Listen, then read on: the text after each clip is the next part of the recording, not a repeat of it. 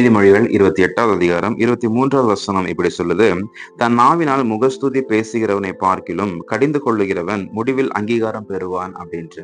So எனக்கு முகஸ்துதி அப்படிங்கும்பொழுது மூஞ்சுக்கு முன்னாடி பெருமையா பேசுறது, நீங்க அப்படி பண்ணிட்டீங்க, ஏதோ ஒண்ணு சின்னதா பண்ணிருப்பாங்க, அதையே பெருசா பேசுவாங்க. இன்னொன்னு சிலதெல்லாம் பண்ணாததையும் உங்களால பண்ண முடியும், நீங்க பண்ணுவீங்க அப்படின்ட்டு பண்ணாத விஷயத்தையும் சொல்லுவாங்க. சம்டைம்ஸ் இதை பண்ணிருப்பாங்க, அதோட சேர்ந்து இதையும் அவர் செஞ்சுட்டாரு அப்படின்ட்டு பண்ணாத விஷயங்களை பண்ணினதா முகஸ்துதி மூஞ்சுக்கு முன்னாடி போடக்கூடியவர்கள் நிறைய பேர் இருந்தாலும், கடிந்து கொள்ளுகிறவன் முடிவிலே அங்கீகாரம் பெறுவான் அப்படின்னு சொல்லப்பட்டிருக்குது.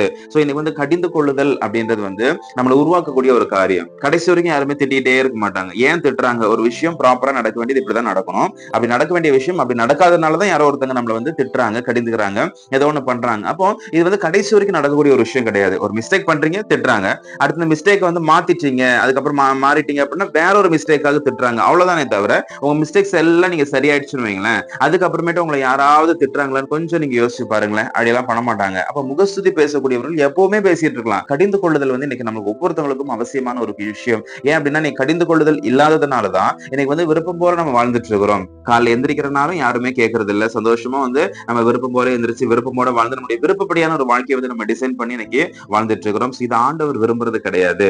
ஆண்டவருக்கு ஒரு பஞ்சுவாலிட்டி வசனம் சொல்லுது, சகலமும் ஒழுங்கும் கிரமமாய் செய்யப்பட கடவுது அப்படின்ட்டு. இன்னொரு வசனம் சொல்லுது, அவர் சகலத்தையும் அதினதின் காலத்தில் நேர்த்தியாய் செய்திருக்கிறார். அப்ப அதினதின் காலம்னு ஒண்ணு இருக்குது, நேர்த்தி அப்படின்ற ஒண்ணு இருக்குது. அப்ப இது எல்லாத்தையும் எப்போ நீங்க பெற்றுக்கொள்ள முடியும்னா, யாராவது ஒருத்தங்க நம்மள கைட் பண்ணணும், யாராவது கொஞ்சம் கடிந்து கொண்டு புத்தி சொல்லணும். முன்னாடி எல்லாம் கடிந்து கொள்றது ரொம்ப அதிகமா இருக்கும். நம்ம தாத்தா பாட்டி எல்லாம் பிள்ளைங்களை ரொம்ப திட்டி இருப்பாங்க, ரொம்ப கடிந்து கொண்டு புத்தி சொல்லி கரெக்டா நடத்திருப்பாங்க. இன்னைக்கு அப்படி கிடையாது. கடிந்து கொள்ளுகிறவன் இன்னைக்கு நம்மளுக்கு தேவை.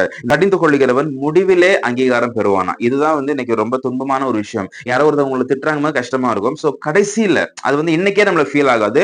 மேபி ஒரு 1 இயர்க்கு அப்புறமேட்டு அவங்களுக்கு ஃபீல் ஆகும்போது எனக்கு அவர் திட்டினாரு அப்படின்ட்டு அன்னைக்கு ஃபீல் பண்ணுவீங்க. இப்போ ஒரு 1 இயர்க்கு அப்புறமேட்டு அதுக்கப்புறமேட்டு அவங்களை நீங்க பெருசா பார்ப்பீங்க. அதுக்கப்புறமேட்டு அவங்களை ரெஸ்பெக்ட் பண்றதுக்கு ஆரம்பிப்பீங்க. இதுதான் இந்த கடிந்து கொள்ளக்கூடிய ஒரு துன்பமான ஒரு காரியம். கடிந்து கொள்ளும் போது உடனே அங்கீகாரம் பெற்றா சந்தோஷமா இருக்கும். ஓகே, உடனே அங்கீகாரம் பெற்றாங்க, கடிந்து கொள்வது சரியான விஷயம் தானே அப்படிங்கும் போது அது செய்யறவங்க உடனே அங்கீகாரம் பெற்று நல்லா இருக்கும். ஆனா இந்த கடிந்து கொள்கிறவர் கடைசியில முடிவிலே அங்கீகாரம் பெறுவான் அப்படின்ட்டு ஒரு வசனம் சொல்லப்படுது. சோ இன்னைக்கு நீங்க இன்னைக்கு கடிந்து கொள்ளும் போது உங்களை மற்றவங்க திட்டதான் செய்வாங்க, மற்றவங்க முறைக்கதான் செய்வாங்க, வெறுக்கதான் செய்வாங்க. நீங்க ஒதுக்கி தள்ளப்பட்ட நிலையில கூட இருக்கலாம், ஒன்னும் கவலைப்படாதீங்க. முடிவிலே நீங்கள் அங்கீகாரம் பெறுவீர்கள். அவங்க ஒரு இடத்துல உயர்ந்த இடத்துல இருக்கும்போது உங்களை நினைச்சுக்குவாங்க, சார் அன்னைக்கு மட்டும் அவங்க இப்படி எல்லாம் சொல்லாம இருந்திருந்தாங்கன்னா நான் எப்படி ஆயிருந்திருப்பேனா அப்படின்ட்டு அன்னைக்கு நினைச்சுக்குவாங்க. ஒன்னும் பரவாயில்ல, லேட்டாஸ்டாலும் பரவாயில்ல. அதனால நீங்க தொடர்ந்து இதை செய்யுங்க. முகஸ்துதி பண்றதை விட கடிந்து கொள்ளுதல் இந்த காலத்துக்கு ரொம்ப ரொம்ப அவசியமான ஒரு காரியம். கர்த்தர் அதிகமாக ஆசீர்வதிப்பாராக. God bless you.